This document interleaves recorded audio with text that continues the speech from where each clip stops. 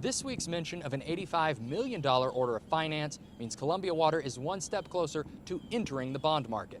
And right now, their plan is to solicit their debt to support their growing number of capital improvements.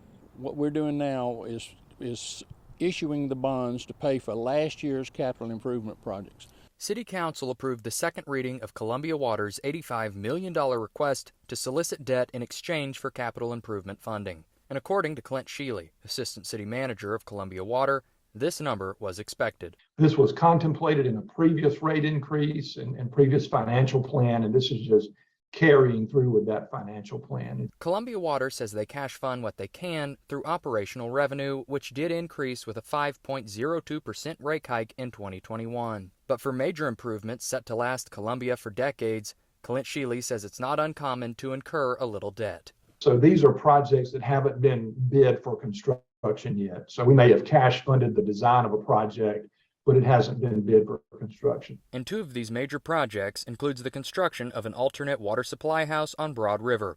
This will supply water to customers in the event of another flood as seen in 2015. Second is Phase 1 of Rosewood's water line improvement, which is set to replace 80-year-old pipeline channeling through the neighborhood. When I look at it, just to try to simplify things, I look at, okay, we've committed to doing these projects in our capital improvement program, and we're going to adjust the rates to be able to execute those projects.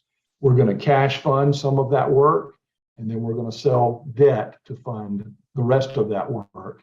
We don't sell that debt until we absolutely need the dollars to execute.